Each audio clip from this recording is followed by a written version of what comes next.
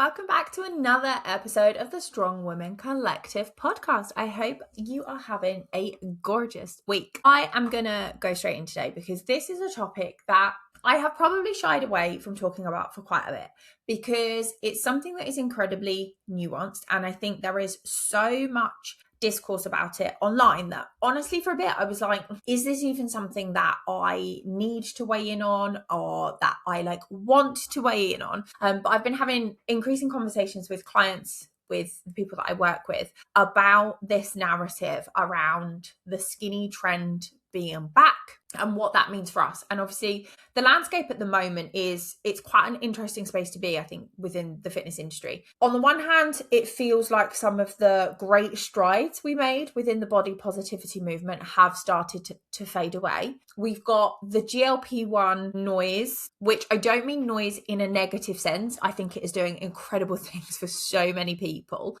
But there's also a kind of a narrative around everybody else is achieving weight loss but me, everyone's on a GLP-1 but me, do I need to do it? I don't qualify for it, all of that kind of stuff. And then obviously we've got celebrity culture where it does come across like so many celebrities are shrinking. And there's obviously been a lot of conversation around specific actresses and singers in particular, Ariana Grande, Demi Moore being two real examples whose bodies have been picked apart and pulled apart across the social media world. And I don't actually want to focus on their bodies specifically, but I think it is an important element to the discussion of the skinny trend feeling like it is very back, but what the friggin' hell are we here chasing? Because in the early 2010s coming into 2020, we'd seen real movements away from the 90s noughties heroin chic, nothing tastes as good as skinny feels kind of narrative. We were seeing more women of all shapes and sizes, body composition. Victoria's Secret had started to make their move to get more diversity in with regards to their models. And I think it can very much feel like at the moment we're losing that. And I'm naturally having conversations with women who are feeling a little bit lost and feeling a little bit let down. They're feeling like the world is changing and not in a great place for them. And then it's kind of picking up this narrative of well, should I chase fat loss? Should I look to be smaller? And all of this kind of stuff. But I think it's important to note that just because a perceived body type seems to be trending, it doesn't mean that's the standard we should all be trying to achieve. And, again, when the trend first time around was being super skinny, visible hip bones, no backside, etc., then we got to more curvaceous figures, bigger bums, all of that kind of stuff. Just because these things have been occurring, the same as low-rise jeans are back in, guys, but we don't have to do it again. Particularly if you're of my age group and you've done the whole low-rise jeans thing before, and you know that you don't actually want your ass crack hanging out, do you know what? We can be observant of a trend and choose not to pay it lip service. And I think that's something that's an important reminder, because just because it's fashionable doesn't mean you need to do it. And the same goes for your bodies, because our bodies aren't trends. I feel the same about the Balenciaga shoe boot. I went on a little rant about this on social media the other day because I saw somebody wearing the Balenciaga sock boot thing. Ugh, absolutely nasty. I cannot fathom why anyone would buy them. I think they look hideous. But what was worse was she had a nude pair on. So I honestly thought she just had socks on or was walking around Manchester city centre in her bare feet. And just as an aside, the other one I can't get on board with is those shoes with the toe flat. So you look like you're wearing hooves. No. I mean, it's a no from me. So again, I can observe that trend and choose not to be a part of it. And I think it's the same with bodies, because our bodies are not trends. And God help me if everyone starts picking up on this trend, because I am too big now to be nailing the heroin chic trend. There's too much muscle mass here. My skinny ship has very much freaking sailed, and that's just the way it's going to be for me. So I think, I will not be partaking in this trend, but I can absolutely see why it's appealing. And I would be lying if I said that I hadn't felt a little bit of that itch over recent months, because Pilates princess, you know, I want the narrative online as well. Like, I want long, lean muscle. Like, I don't want to be bulky. Like, I just want to look like a Pilates princess, which basically means thin with no muscle mass. You do not see many girls in Pilates with shit tons of visible muscle mass. And I feel like maybe 10 years ago, everybody was going into bodybuilding. So it was all the bikini models. So super dinky, like really lean, not much muscularity. The world is always going to pick up trends. But again, with the specifics of people like Ariana Grande and Demi Moore, I think, again, what we have to remember is you cannot tell somebody's health, habits, or happiness just from their body. And I know that the people that bash on those in a larger body like to say that everybody in a larger body is automatically lazy and undisciplined and eats like shit, but that is not true. You cannot tell somebody's health just by looking at their body. And if rugby players have taught us one thing, it's that you don't know what peak performance looks like. Like, peak performance doesn't necessarily look like a size 6 with abs you could grate cheese on. The CrossFit athletes out there that are doing very well are not super tiny, tiny little stick insect people.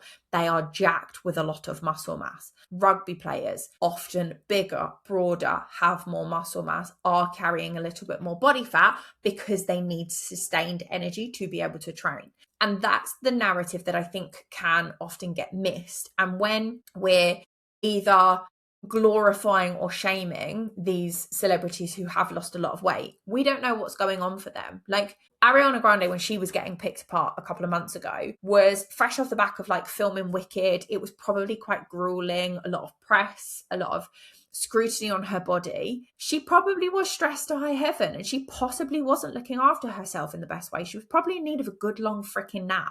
So we don't know what's going on. Same with Demi Moore. Like, her ex-husband, Bruce Willis, is really poorly. How does anybody know on a day-to-day basis what she's going through? There's an influencer that I follow called Lorna Lux. If you follow her, you'll know who I mean. She lost her husband earlier this year. He was the love of her life. He'd been really poorly with cancer for a long time, and he sadly died. She was thin anyway, and has since become even more thin. And the comment sections on her Instagram are just wild, with people criticizing her. And I'm like, I'm sorry, I think if I'd just lost the love of my life, I probably wouldn't be eating either. And this is the bit where we're outwardly criticizing people. We don't, like, number one, you never know what they're going to see. And I don't think anybody would like it if they knew that their comment was the one that, you know, really did upset somebody, or push them to not eat, or push them to do something scary. But also, you don't know the ins and outs. A smaller body doesn't immediately equal unhealthy. Conversely, a larger body doesn't automatically mean unhealthy. And obviously, this is a podcast / YouTube. This is where I get to give my opinion in something that's longer than 5 minutes long, or longer than 60 seconds long if you're on Instagram. But I do advocate for that middle ground of, you can't fully tell what somebody is going through just based on their body. Like, I went through an awful breakup in 2017. Really sorry if you were there to witness that. I was a mess. I don't think I ate a proper meal for the first 4 months. Like, I would maybe eat one meal a day. I drank too much. I didn't sleep. I developed insomnia. I trained 7 days a week because I didn't know what else to do with myself. I was an absolute, I was, number one, I was an absolute psychopath. And number two, I was probably quite unwell. I then lost my nan 2 months later. The whole end of 2017 for me was absolutely fucking horrific. I lost nearly a stone, and all I got was comments from people praising me and being like, oh my God, you've lost weight, you look really good. Yeah, the only thing I could control was my body. I couldn't control that the person that I loved, who thought was going to love me forever, I couldn't control them staying. They didn't love me anymore. I was no longer getting married. All of that stuff. It was minging. I'd lost my nan, who was my last remaining grandparent and the one that I was closest to. All of this happened, yet I was being praised for essentially not eating. Now, they didn't know. That's not on people to know, but this is the problem with commenting on people's bodies and commenting on what people do. Because unless you know the full story, how are you supposed to give a meaningful contribution? And the body positivity side are making reels, featuring, you know, these clips of these celebrities, showing how lean they are, commenting on how gaunt they might be or how much weight they've lost. And then you've got the other side. And what we're hearing is comment on bodies because we're worried about them, and then don't comment on bodies ever because that's not okay. And I think the truth really matters. It sits somewhere in that middle ground of like, you can have concern over what somebody is doing, but without turning into a public conversation where you draw more attention to them and platform people being able to criticize them even further. And there are some great influencers out there who do a lot for the body positivity movement, but I still think they are wrong in holding these people up as a public spectacle, being like, this person has lost weight and it's an important conversation to have, partly because they wouldn't like it if the shoe was on the other foot. And this is my problem with this social media blowing up these polarizing opinions is, and there's an influencer called Alex Light who is very big inside the body positivity space. I am not knocking her, but I don't think she's right for platforming,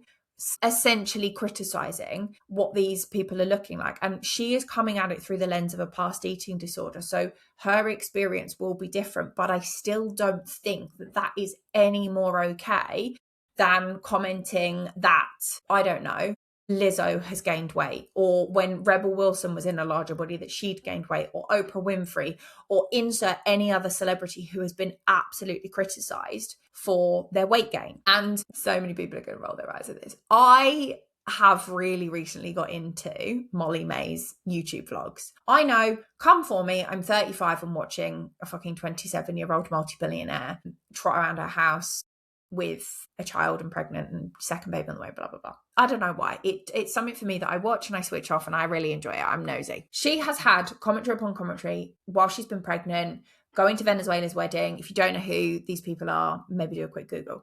And about how, she wore a shit outfit to the wedding. She didn't make any effort. She was 35 weeks pregnant or something like that. She's gained weight. She's done this. Now she's 10 days postpartum and she's just 2 weeks postpartum and she's just gone to her partner Tommy's fight in Manchester. She wore a dress from her own brand. She made it public that she was wearing the Skims shapewear.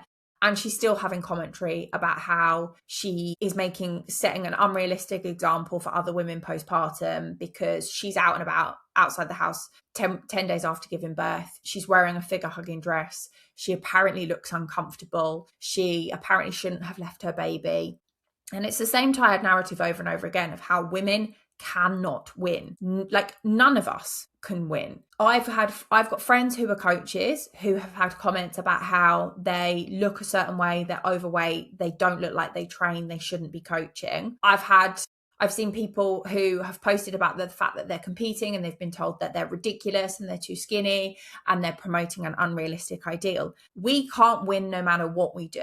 But I think there comes a point where, as women, we need to do better for ourselves and for other women, because what we can fall into the trap of is going down the route of, well, if I'm going to get complimented when I've lost weight, or if I get complimented when I haven't eaten, and somebody says to me, oh my God, you're looking amazing, like, have you lost weight? We get stuck in this scenario where thinness is allowed to carry status. And the older narrative, which is potentially getting a little bit more headway at the minute, is that like thin means disciplined.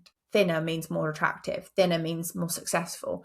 Thinner means you are more worthy. But actually, having lived it, having been thinner, your life doesn't inherently get better just because you are smaller. And inside the Strong Women Collective, inside my group coaching, the Strong Girl Gang, the primary focus is on that word, strong. It's mental and physical strength. You can want to have fat loss goals, but not also sacrifice your life. And obviously, thin might be in, but going back to the beginning, like, you can choose to not buy into that, because next year it could be big fat asses are in again. And, let's face it, we all know an ass takes an age to grow.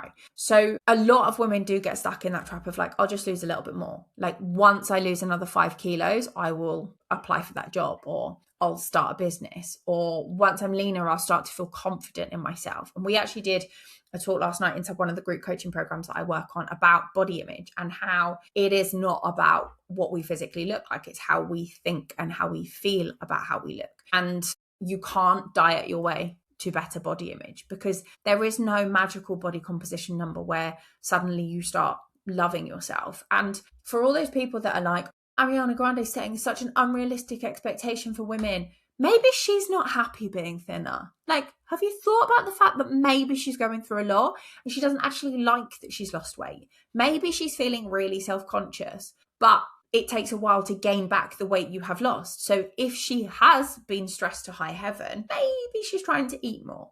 Maybe.